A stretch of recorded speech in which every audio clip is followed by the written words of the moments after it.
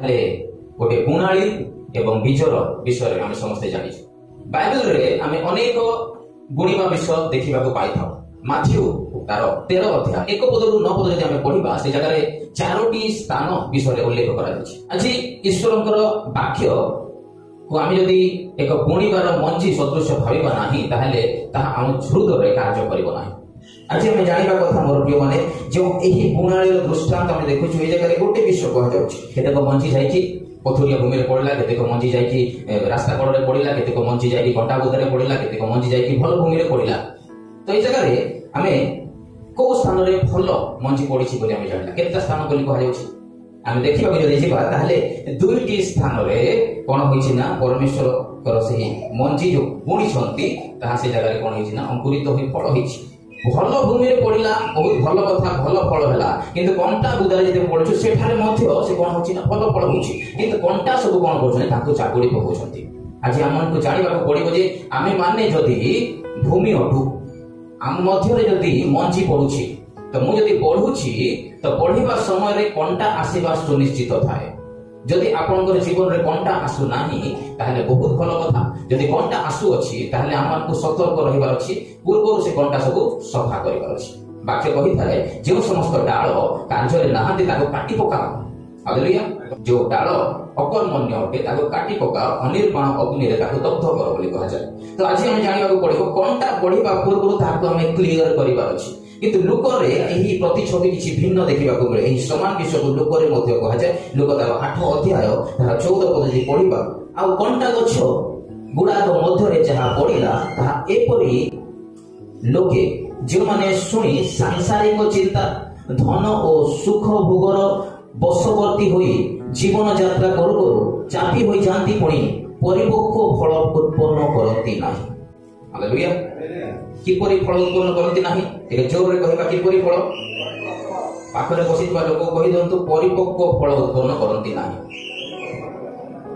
एही परिपक्व फल माने कोन आमान को बुझिबा को पड़िबो प्रभु आज आम मान को एक परिपक्व फल रे देखिबा को चाहती जहाकी अनेक अंकर चिंताधारा एहा थाए बयस अनुसार गोटे व्यक्ति परिपक्व होई था बयस अनुसार से कोना ज्ञान पाई था बयस अनुसार तार समस्त विषय परिवर्तन हमें देखि था किंतु प्रभुंकर दृष्टि रे परिपक्व विषय एहा अटे जे मान को मध्य रे से फलर सौंदर्य थिबो फलर जदि दृष्टि को देखिबा ताले बहुत बढ़िया फल देखा जाउथबो। आज विभिन्न प्रकार गछ देखा मिले विभिन्न प्रकार फल देखा मिले किंतु केतेक गछ को लोक माने देखिकी भय करती केतेक गछ को लोक माने देखिकी पसंद करती पाखक जाती।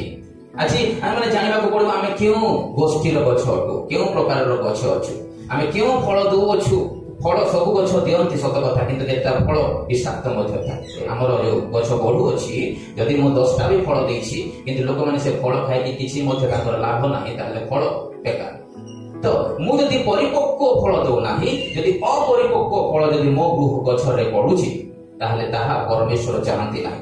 ता पूर्व कहैछि केतोटी उत्तम डेजिग्नेशन लेखा दैछि सांसारिक चिंता यह एक फल सदृश अटे मोर प्रिय माने धन और सुख भोगर बशवर्ती होई जीवन यापन करू करू चापी होई जाती एही व्यक्ति माने चापी होती कंटा बुदारे क्यों माने चापी होती देखो तो क्लियरली लेखा अछि दुईटा स्थान रे पड़िला मंजी किंतु भल जगह रे परिपक्व व्यक्ति माने उठिले किंतु कंटा बुदारे जोटा पड़िथिला ताहा होउछंती सांसारिक चिंता करूथवा व्यक्ति माने जो कंटा बुदारे पड़ी गला से माने चापी होई के गले से माने चाहिथिले पढ़ी पारि थांते कारण वाक्य सीधा सड़क प्रकाश करे समस्त चिंतार भार तुमर स्वामी को दियो सेंति कि समस्त चिंतार भार निजर लोक को दे दियो समस्त चिंतार भार तुमर स्त्री को दे दियो सेंति लिखाई छी बाइबल रे कोन लिखाई छी समस्त चिंतार भार हमें परमेश्वर को देवा किंतु एही व्यक्ति माने सांसारिक चिंता बोली कह जाउची वंस जदि आम जीवन रे गोटे चिंता पसी आसिले से गछ को काटबार के जदि हम भूली जिमा सेटा हमको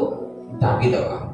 तो कंटा गछ हेउछि एक शैतान रो जागृत परिवार विषय शैतान हमको चाबुड़ी धरि था से कंटा गछ होछि शैतानिक शक्ति आज जदि हम समय थाउ जदि से कंटा गछ को काटिबा नाही ताले निश्चित भाव रे काली से कंटा गछ आहुरी बढ़िबो से गछ आहुरी बढ़िबो बढ़ी एपरि बढ़ी जीवो जे आमे आउ से गछ को काटिबा को चाहिले मध्य काटि नेबा काटि पारिबा कि किसी गछ एपरि थाए हम यदि फिजिकल देखिबा लिंब गछ बढ़ुची ताको काटबो बोलछु काटि पारुनो जदि ता घर को फटे देबो ସେପରି ଆମେ ଦୃଷ୍ଟି ଦେଖୁଅଛୁ। ତ ସେହିପରି ଯଦି ଆମେ ସଂଶୟିକ ବିଷୟରେ ପଢୁଛୁ, ଆମେ ଯଦି ଚିନ୍ତାରେ ରହିବା ତାହେଲେ ଗଛ ଆମକୁ କଣ କରିବ? ଢାଙ୍କି ଦେବ। ପୁଣି 2ରେ ଲେଖା ଅଛି, ଧନ ଓ ସୁଖ ଭୋଗର ବଶବର୍ତ୍ତୀ ହୋଇ ଜୀବନ ଯାତ୍ରା କରୁ କରୁ ଚାପି ହୋଇଯାନ୍ତି। ଧନ ଓ କଣ? ସୁଖ ଭୋଗର ବଶୀଭୂତ। ଆଜି ଧନ ଯେତେବେଳେ ପଳେଇ ଆସେ, ସେତେବେଳେ ଆମେ କଣ କରୁ? ସୁଖ ଅଭିଳାଷ, ସୁଖ ଚିନ୍ତା, ସୁଖର ସପିଂ, ସୁଖର ମାର୍କେଟିଂ, ସୁଖର ଘର, ସୁଖର ସମସ୍ତ ବିଷୟ ଆରମ୍ଭ ହୋଇଯାଏ। ଏହା ସ୍ୱାଭାବିକ ବିଷୟ, ଆମେ ସମସ୍ତେ ଜାଣୁ। ଯଦି ଆଜି ମୁଁ 2 ଲାখ ଟଙ୍କାର ଲୋନ୍ କଲି, 2 ଲାখ ଟଙ୍କା ଆସିଲା ପରେ ସେ ପଇସା ଖାଲି ଖର୍ଚ୍ଚ ଆରମ୍ଭ ହେଇଯିବା। ମୁଁ ଗୋଟେ ବିଷୟକୁ ଭାବିକି ଯଦି ଲୋନ୍ ଆଣିଛି ବା କୌଣସି ସ୍ଥାନରୁ ଯଦି ଆଣିଛି, ବହୁତ ଭଲ କଥା, କିନ୍ତୁ ସେଇ ପଇସା ଯଦି ମୁଁ ଯୋଉଥିପାଇଁ ଆଣିଛି ସେ ବିଷୟରେ ବ୍ୟବହାର କରିପାରୁନାହିଁ, ଆଉ ତାକୁ ମୁଁ କଣ କରୁଛି? ଧନର ଚିନ୍ତା, ଧନର ଅଭିଳାଷ, ଧନର ଲୌକିକ ଗର୍ବରେ ମୁଁ କଣ ନା ମାଡ଼ି ହେବାକୁ ଲାଗୁଛି, ତାହେଲେ ନିଶ୍ଚିତ ଭାବରେ ସେ ବିଷୟ କଣ କରିବ? ମତେ ପୃଥକ କରିନେବ, ଆଉ ଶେଷରେ ସେ ପଇସା କୋଉଥିରେ ବି ଲାଗିବ ନାହିଁ। ଯୋଉ କାମ ପାଇଁ ଆଣିଛି ସେଥିରେ ମଧ୍ୟ ହେବ ନାହିଁ, ଆଉ ଯୋଉ କାମ ପାଇଁ ମୁଁ ଥିଲା ତାହା ମଧ୍ୟ ହେଇପାରିବ ନାହିଁ। ଆମେ ସମସ୍ତେ କଣ କରିବା ନା ସମସ୍ୟାରେ ପଡିଯିବା। ସେଥିପାଇଁ ଏହି ସମସ୍ତ ବିଷୟ ଆମକୁ ଚାପି ପକାଏ ବୋଲି କୁହାଯାଉଛି। ପୁଣି କୁହାଯାଉଛି ପରିପକ୍ୱ ଫଳ ଉତ୍ପନ୍ନ କରନ୍ତି ନାହିଁ। ତ ଏହି ବ୍ୟକ୍ତି ମାନେ ପରିପକ୍ୱ ଫଳ ଉତ୍ପନ୍ନ କରନ୍ତି ନାହିଁ। ହାଲେଲୁୟା।